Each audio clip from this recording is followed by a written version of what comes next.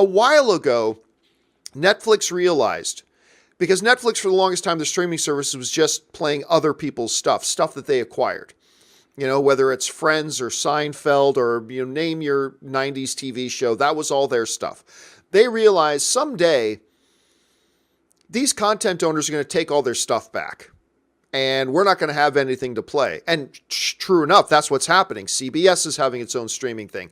Disney Plus is about to launch. Every network at some point is about to have their own streaming service, with their Warner Brothers doing their own streaming service. Now Universal is talking about their own streaming service, all that kind of stuff. So Netflix embarked on a journey to become a content creator and to create original content. Well, the tipping point has happened.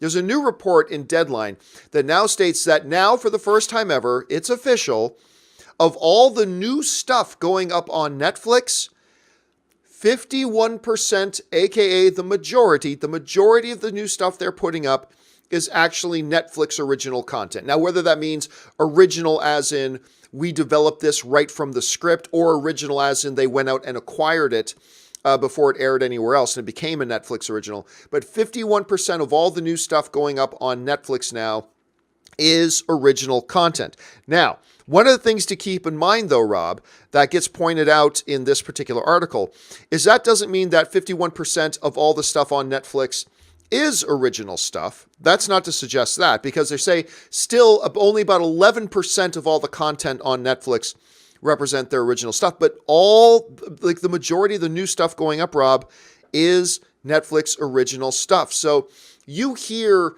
these types of numbers. How significant is this for Netflix, and how significant is this for the overall streaming service world? Well, as we saw last week in that Forbes article that dropped, they spent $100 million to license Friends for another year. Because even though they're creating more and more and more content, which I think is great, their top shows, the shows that get their most watches, their most views, are still these perennials like Friends, like Grey's Anatomy. Aggregated shows. And I think what's really interesting about Netflix, and what I find frustrating about Netflix, and I like Netflix a lot, but they've had shows like The Umbrella Academy and Russian Doll that I've enjoyed immensely.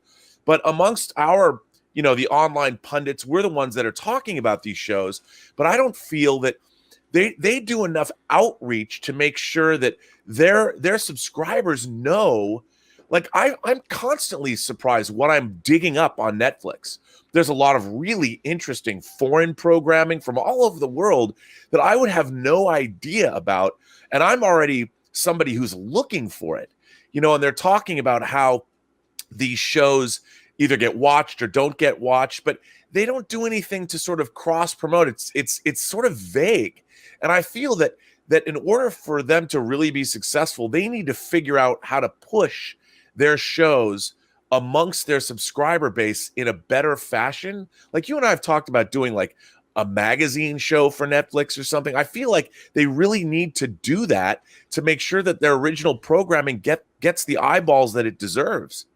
Yeah, you know what? You raise an excellent point, because look, my inbox gets filled every day with tons of stuff from not only every major studio, getting all these PR emails from Warner Brothers, from Disney, from Universal, from Paramount, from Lionsgate, on and on and on and on, but also all the smaller studios, independent things, and lots of indie producers as well. I'm on all these mailing lists I never signed up for, but I'm on all these mailing lists, getting all this information about all these new bits of programming that their studio or their production or their house has coming out, right?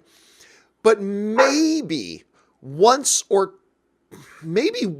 month, I'll get a notification from the PR people at Netflix letting me know about something they have coming out. Their PR department right now, because how many times have you stumbled across something on Netflix and gone, I've never even heard of this? All the time. Right? They do a terrible job about raising awareness of their new and fresh and upcoming and debuting content. Just awful. And I've talked to a number of other people in this business and in this field who have basically said they've had the same experience as me. I got lots of notices from them about, what was the one with Will Smith, about the alien and the magic Oh, wand. Bright, right. I almost said Brightburn, but that's the James Gunn thing.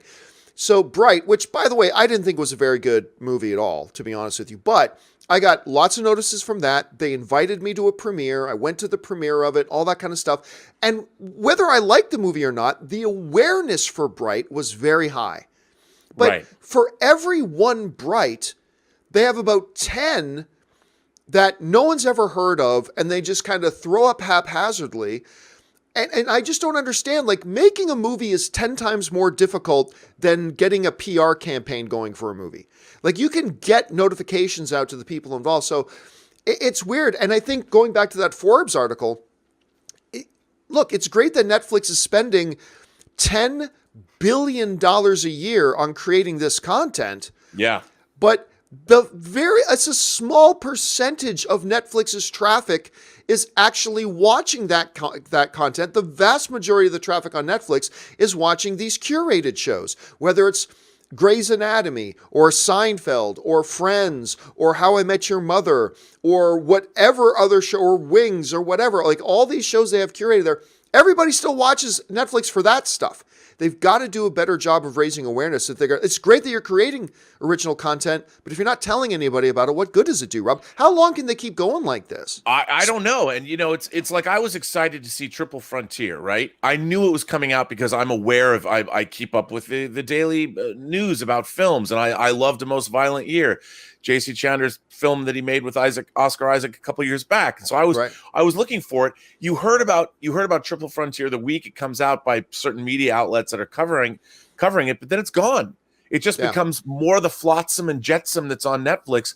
And the thing about Netflix is, and it's disconcerting to me, all content on Netflix is equal. You know, whether it's a documentary show about the world's greatest houses, which I also enjoy, or a movie like Triple Frontier, it's all the same.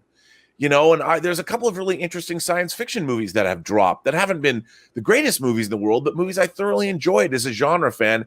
Nobody knows they're there, and once they drop, there's no legs. They're not like they when you go into their genre section, it's just this wall of titles, and every title is, it doesn't matter if it costs $500,000 or $100 million. It's all the same on Netflix. And while I appreciate that kind of equality is great, I don't think it's great for viewers who might be looking to take the plunge on something they don't know anything about. Like Kingdom, this period zombie zombie series from Korea. You know, this is some crazy stuff that I think horror fans would dig. How many people are watching this? I've talked to one person who's seen the show, and I'm like, this is crazy good content that who's watching it? Well, they got to figure something out, because, I mean, they're cranking out this great content, but they're not figuring out a way to make people aware of it, and they got to get that problem fixed. Yeah. Especially when they're spending $10 billion a year, because that won't sustain. So they got to figure this out.